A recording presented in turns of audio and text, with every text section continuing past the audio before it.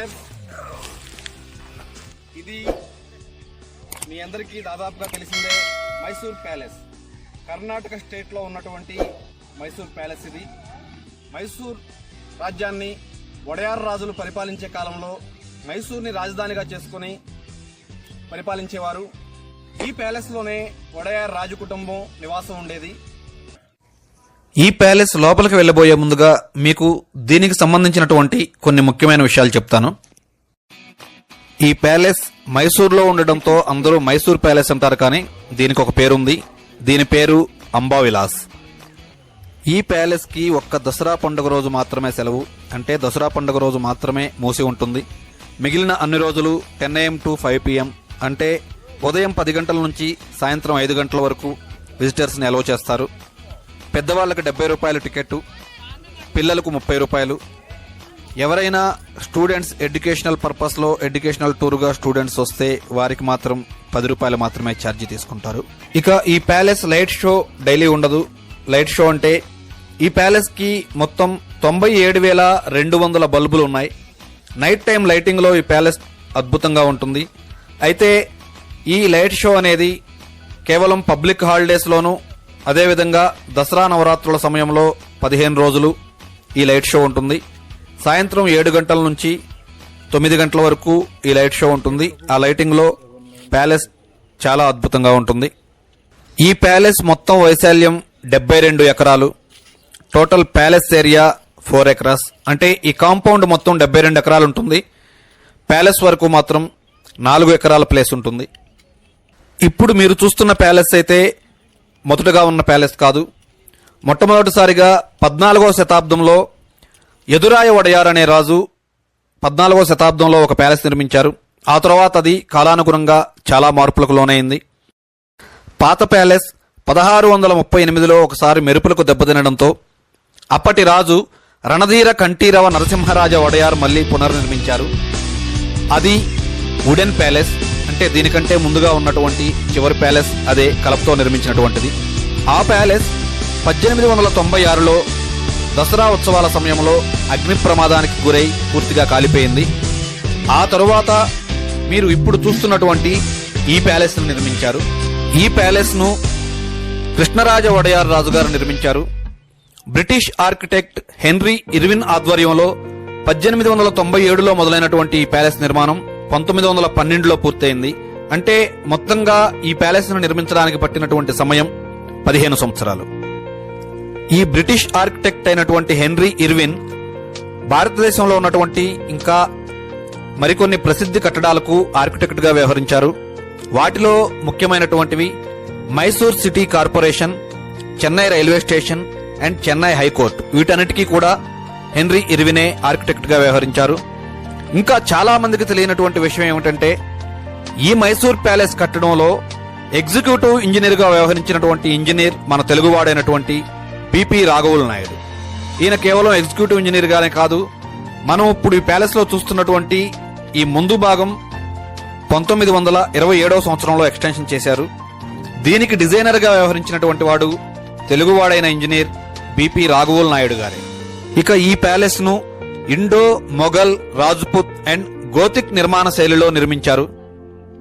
Indo అంటే భారతదేశ నిర్మాణ శైలి, మొఘల్ అంటే ఇస్లాం నిర్మాణ శైలి, రాజ్పుత్ అంటే మన ఉత్తర భారతదేశంలో ఉన్నటువంటి రాజపుత్ర రాజుల నిర్మాణ శైలి, అదేవిధంగా గోతిక్ అంటే బ్రిటన్ దేశాల నిర్మాణ శైలి. మన ఇంగ్లాండ్లోను, ఇటలీలోను ఇలా చాలా దేశాల్లో ఇటువంటి నిర్మాణ శైలిలో చాలా చర్చిలు కనిపిస్తాయి మనకి, టవర్స్ లాగా. అది గోతిక్ నిర్మాణ శైలి. ఇక ఈ ప్యాలెస్ పైభాగంలో మధ్య డోమ్ పైన కనిపించేటటువంటి జెండా మైసూర్ సామ్రాజ్యానికి చెందిన మైసూర్ మహారాజుల జెండా.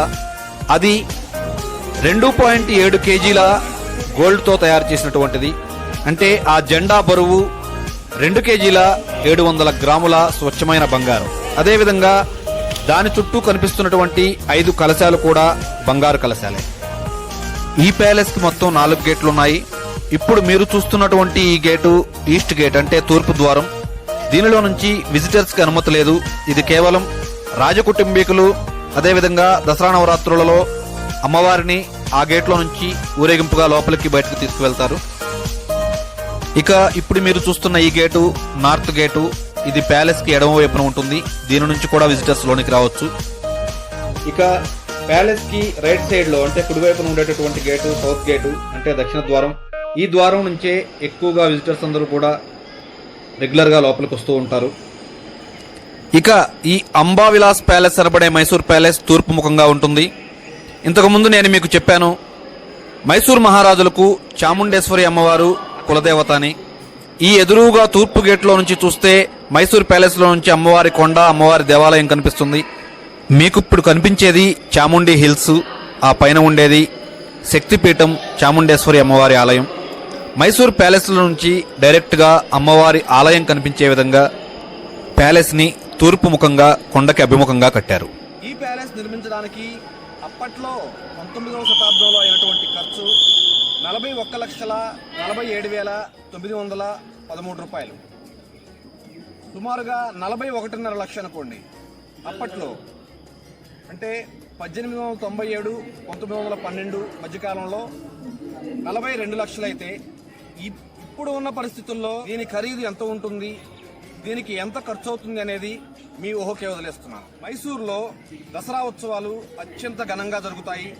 14వ శతాబ్దం నుంచి వడయార్ రాజులు ఈ మైసూర్ సామ్రాజ్యాన్ని పరిపాలిస్తూ ఉన్నారు. ఆ 14వ శతాబ్దం కాలం నుంచి కూడా నేటి వరకు మైసూరులో దసరా ఉత్సవాలకు ప్రసిద్ధి కాంచింది. ఇక్కడ జరిగేటటువంటి దసరా ఉత్సవాలకి దేశం నలుమూలల నుంచే కాక ప్రపంచం నలుమూలల నుంచి కూడా ఎంతోమంది పర్యాటకులు వస్తూ ఉంటారు. అంతేకాదు, భారతదేశంలో తాజ్మహల్ తరువాత అత్యంత ఎక్కువగా విదేశీ పర్యాటకులతో పాటు దేశీయ పర్యాటకులు కూడా, అంటే విజిటర్స్ ఎక్కువగా వచ్చేటటువంటి రెండో ప్లేసు ఈ మైసూర్ ప్యాలెస్. సంవత్సరానికి దాదాపుగా 6 మిలియన్, మోర్ దాన్ 6 మిలియన్, అంటే 60 లక్షలకు పైగా విజిటర్స్ ఈ మైసూర్ ప్యాలెస్ ని విజిట్ చేస్తారు. అంతటి ప్రాముఖ్యత ఉన్నటువంటి పర్యాటక ప్రాంతం ఇది. అయితే ఈ దసరా ఉత్సవాలు అనేది అత్యంత ఘనంగా జరుగుతాయి. ఏనుగుల మీద అమ్మవారిని, చాముండేశ్వరి అమ్మవారిని ఊరేగిస్తూ దసరా టైంలో రాజవంశీకుడైన రాజుగారు ప్రజాదర్బార్ నిర్వహించడం, 10 రోజులు కూడా ఉత్సవాలు నిర్వహించడం అనేది ఆనవాయితీగా వస్తుంది. 10వ రోజు అయినటువంటి విజయదశమి రోజున, దసరా రోజున మొత్తం రాజవీధుల్లో ఏనుగు అంబారీ పైన అమ్మవారిని ఊరేగిస్తారు. ఆ దృశ్యం కన్నుల పండుగగా ఉంటుంది, చాలా భారీ స్థాయిలో. ఈ దసరా కోసం ఒక్క ప్యాలెస్ మాత్రమే కాకుండా టోటల్ మైసూర్ సిటీనే దేదీప్యమానంగా వెలిగిపోయేలాగా మొత్తం విద్యుత్ దీపాలతో అలంకరణ చేస్తారు.